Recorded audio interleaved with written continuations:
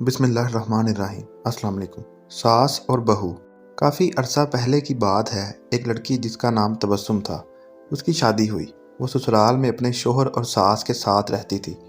بہت کم وقت میں ہی تبسم کو یہ اندازہ ہو چکا تھا کہ وہ اپنی ساس کے ساتھ نہیں رہ سکتی۔ ان دونوں کی شخصیت بالکل مختلف تھی اور تبسم اپنی ساس کی بہت ساری عادتوں سے پریشان تھی۔ اس کی ساس ہر وقت تبسم پر طنز کرتی رہتی تھی، جو اسے بہت ناگوار گزرتا تھا۔ آہستہ آہستہ دن اور پھر ہفتے بیت گئے، لیکن تبسم اور اس کی ساس کی تکرار ختم نہ ہوئی۔ ان تمام ناتفاقیوں نے گھر کا ماحول بہت خراب کر دیا تھا، جس کی وجہ سے تبسم کا شوہر بہت پریشان رہتا تھا۔ آخر کار تبسم نے یہ فیصلہ کیا کہ وہ اپنی ساس کا برا رویہ اور برداشت نہیں کرے گی، اور وہ اب ضرور کچھ نہ کچھ کرے گی۔ تبسم اپنے پاپا کے ایک بہت اچھے دوست احمد انکل کے پاس گئی، جو جڑی بوٹیاں بیچتے تھے۔ تبسم نے انہیں ساری کہانی بتائی اور ان سے کہا کہ وہ اس کو تھوڑا سا زہر دے دیں تاکہ ہمیشہ کے لیے یہ مسئلہ ختم ہو جائے۔ احمد انکل نے تھوڑی دیر کے لیے کچھ سوچا اور پھر کہا کہ تبسم، میں اس مسئلے کو حل کرنے میں تمہاری مدد کروں گا، لیکن تمہیں ویسا ہی کرنا ہوگا جیسا میں تمہیں کہوں گا۔ تبسم راضی ہو گئی۔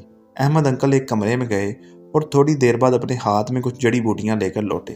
انہوں نے تبسم کو کہا کہ تم اپنی ساس کو مارنے کے لیے فوری زہر استعمال نہیں کر سکتی، کیونکہ اس طرح سب تم پر شک کریں گے، اس لیے میں تمہیں یہ جڑی بوٹیاں دے رہا ہوں۔ یہ آہستہ آہستہ ان کے جسم میں زہر پھیلائیں گی۔ ہر روز تم کچھ اچھا پکانا اور پھر انہیں کھانا دیتے وقت اس میں یہ جڑی بوٹیاں ڈال دینا۔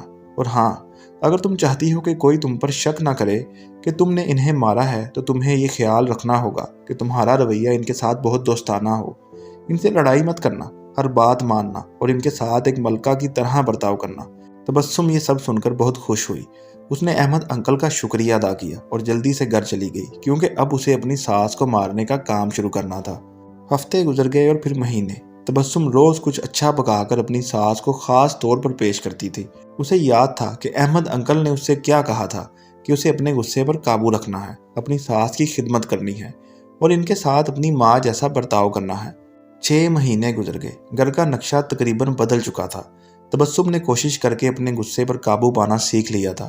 اب اکثر وہ اپنی ساس کی باتوں پر ناراض اور غصہ نہ ہوتی۔ 6 ماہ میں ایک بار بھی اس کا اپنی ساس سے جھگڑا نہیں ہوا تھا، اور اب اسے وہ بہت اچھی لگنے لگی تھی اور ان کے ساتھ رہنا بھی آسان لگنے لگا تھا۔ اس کی ساس کا رویہ بھی اس کے ساتھ بہت بدل گیا تھا اور وہ بھی تبسم کو اپنی بیٹیوں کی طرح پیار کرنے لگی تھیں۔ وہ اپنے سب ملنے والوں کے درمیان تبسم کی تعریفیں کرتی تھیں۔ تبسم اور اس کی ساس دونوں اب ایک دوسرے کو ماں بیٹی کی طرح سمجھنے لگی تھی۔ تبسم کا شوہر بھی یہ سب دیکھ کر بہت خوش تھا۔ ایک دن تبسم پھر احمد انکل کے پاس آئی۔ ان سے کہنے لگی کہ آپ مجھے طریقہ بتائیں کہ کیسے میں اپنی ساس کو اس زہر سے بچاؤں جو میں نے انہیں دیا ہے۔ وہ بہت بدل گئی ہیں، میں ان سے بہت پیار کرتی ہوں اور میں نہیں چاہتی کہ وہ اس زہر کی وجہ سے مر جائیں جو میں نے انہیں دیا ہے۔ احمد انکل مسکرائے اور کہنے لگے کہ تمہیں ڈرنے کی ضرورت نہیں، میں نے تمہیں زہر نہیں دیا تھا، بلکہ جو جڑی بوٹیاں میں نے تمہیں دی تھیں وہ وٹامن کی تھیں تاکہ ان کی صحت بہتر ہو جائے۔ زہر صرف تمہارے دماغ میں اور تمہارے رویے میں تھا، لیکن وہ سب تم نے اپنے پیار سے ختم کر دیا ہے۔